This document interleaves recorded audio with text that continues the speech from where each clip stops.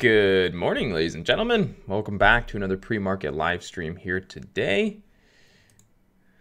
So thanks to you guys again for tuning in as always.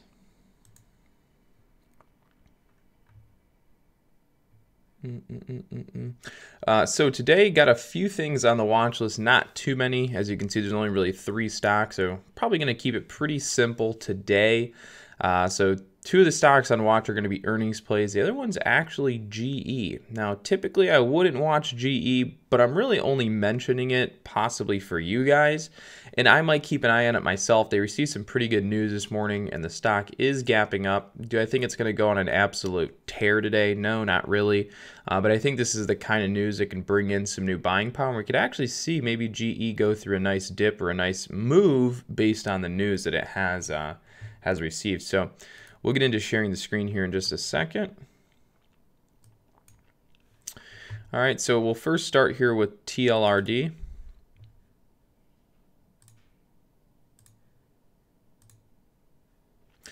All right. So looking at the 1-minute chart, this is TLRD. You can see TLRD has a really, really big, nice gap down. Good morning, John, as well. So you can see TLRD had this really nice gap down. It gapped right down to $14.50. This $14 area that it reached pre-market and after hours, the low, is a previous support structured system from, I think, like a 3-year chart. Good morning, guys.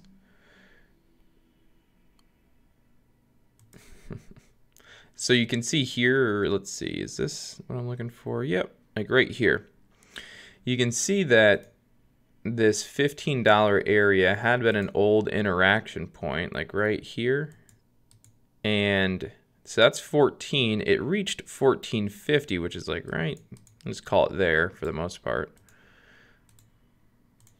But what I'm getting at is this old structural support system right at about the $14 level is exactly what held up as support, on its chart from when it gapped down. So I don't necessarily think that TLRD is going to break down 15 anymore. I don't necessarily see it dropping lower. At this point, I actually kind of see TLRD maybe moving higher on the day since this $14.50 to $15 area is such a strong support. I actually think we might see TLRD reverse and go higher on the day. So I'm going to be keeping TLRD on watch for both a long and a short, but right now I think I'm a little bit more long biased than short.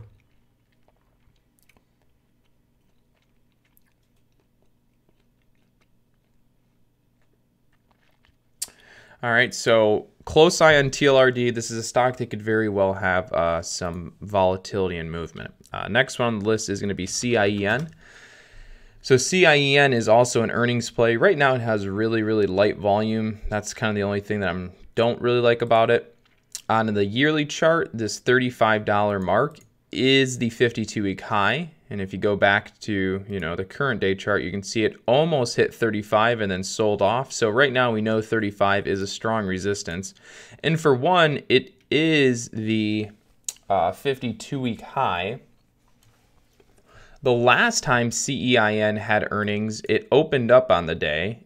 Let's see, what did it do? So it opened up on the day. It instantly shot from 30 to 32. Then it dropped from 32 all the way down to 28 and then closed the day back up at 30. So, or unless it dropped first and then went up. So either way, you can see by the last time CIEN had earnings, it had good range. It moved from 32 to 28. So it had a total of $4 movement on the day. So chances are CIEN could very easily have a strong day or good movement day based on what it's done in the past earnings. So going to be watching CIEN for a break over 35 for a 52-week high breakout. Or if it fails to get over 35, then I'll be watching it for a short at 35. Okay. Next one here I'll refer to is GE. So you can see GE is up to $7.60 this morning. It's had a slow, steady grind. I'm not a fan of trading stocks that look like GE, but I think today is a good day to mention it. If you look at GE, there's a lot of news on GE. It plans on opening some yeah, they plan on a new company that will start with a 1.2 billion in annual software revenue. So it looks like they might be creating like a new portion to their business for software that could create 1.2 billion in revenue a year. So there is some positive news. There have been price targets that have been, taken away. People are calling it a hold instead of a sell now. So there's a lot of positive news surrounding GE this morning that we haven't seen in basically forever. So I think a lot of people are following this. So I think GE is going to be a good one to keep on watch here today in the coming days, especially after its move that it's made this morning. And if you look at the yearly chart, let's do 180-day. The 180-day, the most recent resistance is going to be $8. So if GE gets over $8, at that point we could see GE have a nice move. So I would keep GE on a close watch with that news coming out today. All right. Next one that a lot of people are going to ask about or have already is NBEV. If you guys remember, specifically yesterday, I said I think at the end of yesterday's live stream, I said specifically to watch NBEV. Wink, wink. As in, I basically said NBEV was going to be one of the plays for yesterday, and it reached highs of $7. So NBEV did kind of what we thought it would do. And now that it's up towards 7, we'll probably see it sell off. So at this point, I'm no longer concerned with trading NBEV. I was trading it yesterday, but probably won't trade it today. I might. If it gets over 7, I'll probably trade it. But 7's a pretty strong resistance. And we might just see it dump from here. Honestly, it might not push over 7. We might see it pull back today off of 7.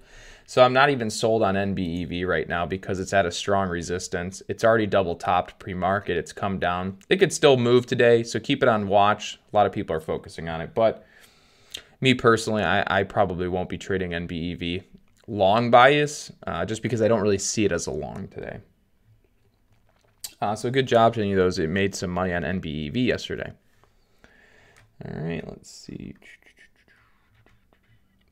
Yeah, I mean, the farm bill, that had to do with it. The technicals pointed right towards a breakout. So there's a lot of things that kind of lined up for it to have a good day yesterday. So those are really all the 3 stocks I'm watching: GE, CIEN, and TLRD. Really not paying attention to too much more other than that.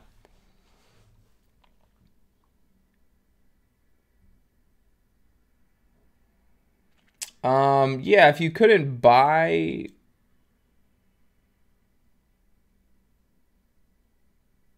if you couldn't buy anything, that's probably, chances are it's probably because you're under the PDT or it would have caused you to, restrict your account. So that's probably why. So it's not, and if that is the case, do you think that was the case, Brian?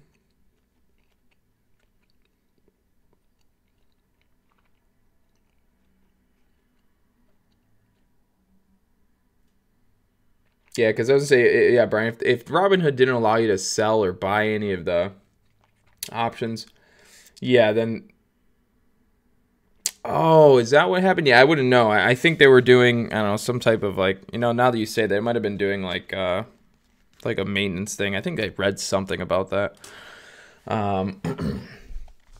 But anyways, yeah, so I mean, that is kind of shitty. Yeah, I don't know what's happened there. I wasn't trading on them, so I can't give you too much insight. Yeah, so those are going to be a couple stocks I'm watching. I'll take a look here at this KGC, see what's going on here. Absolutely. So won't trade KGC. The volume's too low, and it looks pretty well. Actually, the volume's not too bad, but yeah, not going to trade KGC with the way it looks. Not a good stock to focus on. Downtrending. Yeah, it's got volume, excuse me, but it's probably one where the float's so high that it doesn't actually really move too much in value, so probably won't focus on KGC.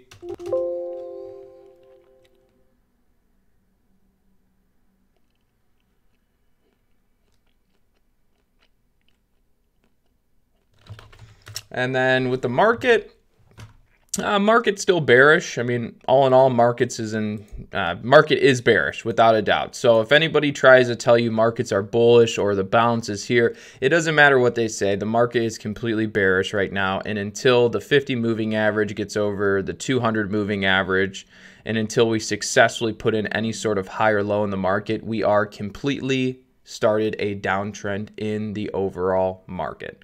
So again, if anybody tells you we're bouncing or we're bullish, just tell them they're an absolute idiot straight to their face and don't listen to them, because they are wrong and everything is downtrending right now. So right now, your sentiment should always be short bias versus long bias. The only time you should be long bias right now in this market is after we've had a big sell-off, and now we could see short intermediate bounces. But right now we're downtrending. The 50 moving average is below the 200 moving average, so therefore we've had a death cross happen in the market. Death crosses usually lead to a long-term or long bearish move, which therefore means bear market or bearish downtrending move. So chances are that's most likely where we're headed at this point until, again, unless the market does successfully randomly bounce, provide a higher low. Right now we're downtrending. So this is where you want to keep an eye on TVIX. You want to keep an eye on your volatility in ETFs. You basically want to be short bias on everything in the market, and that's what we have. That's where the market's at.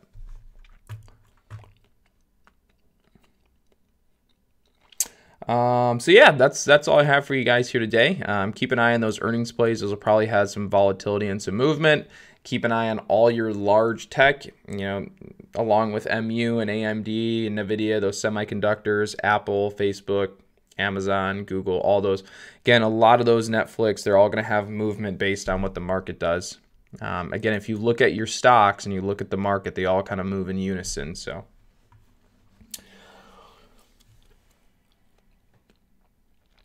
because you can't see anything from the SPX.